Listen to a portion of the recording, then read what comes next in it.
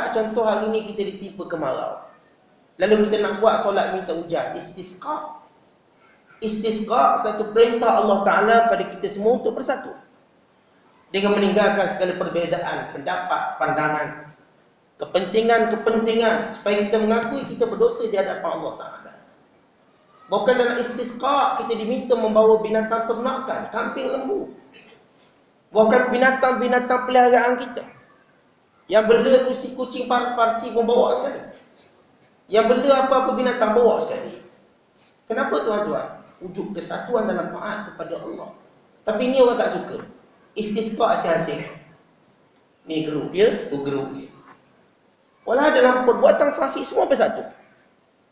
Dalam perbuatan fasik semua orang boleh bersatu di satu tempat, satu slogan, luaskan kuasamu.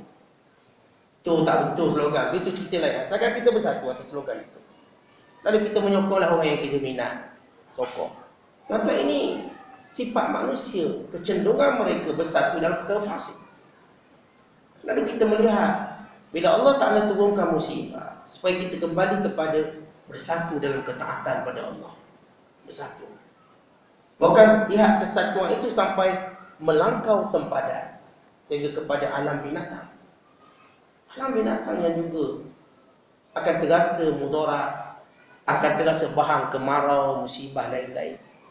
Sama ada musibah kemarau, musibah banjir, musibah gempa bumi, apa sahaja musibah. Allah Ta'ala suruh kita bersatu dalam agama.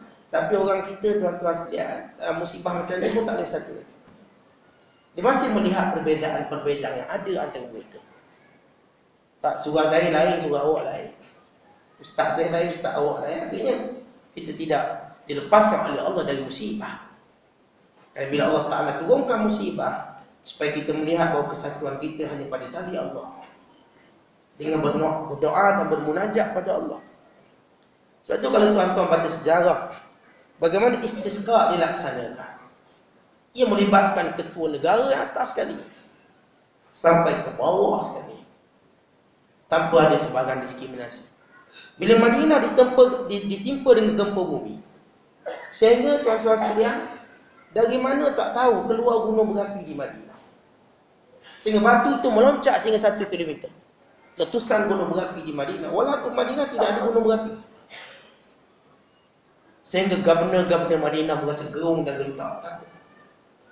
Mereka merasakan betapa dekat dengan kiamat. Lalu para ulama menjumpa, bertemu dengan para pembesar. Ini amanah Allah kepada kamu. Kalau kamu ada mengambil harta rakyat kamu, kamu pulangkan. Kalau ada orang yang kamu zalimi, kamu minta kembali halal atau sebagainya. Kalau tidak, Allah Ta'ala tidak akan angkat musibah ini daripada kita. Tuan-tuan, para ulama jumpa pemimpin dulu sekali. Kerana mereka yang banyak buat sekali, mengambil hak orang lain dan sekian. Akhirnya pada governor Madinah, pembesar Madinah, mereka turun di Masjid Nabawi Syarif, bergayut di Raudah. Pada ketika Madinah pernah ditimpa dengan musibah besar, bergayut di Raudah, menangis, mengakui dosa dan kesalahan, dipimpin oleh ulama pada zaman itu. Akhirnya Allah Ta'ala mengangkat musibah.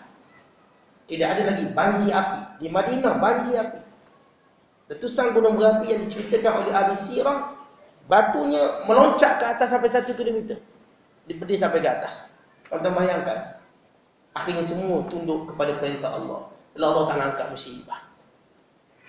Lalu kita, kerana ada masih lagi orang yang selesa, saya tak terkesan apa-apa musibah. Rumah saya air banyak stok, bayar buat apa. Akhirnya tuan-tuan, Allah tetap akan beri kepada kita satu pengajaran yang besar dalam itu, musibah, supaya kita bersatu dan kembali kepada Allah. Dan musibah ini tidak akan terangkat sehingga orang yang paling atas yang memegang urusan orang beriman mengakui dosa dan maksiat mereka dan bertaubat kepada Allah, tidak terangkat. An-Nawawi rahimahullah dibincang dalam kitab Rawdah.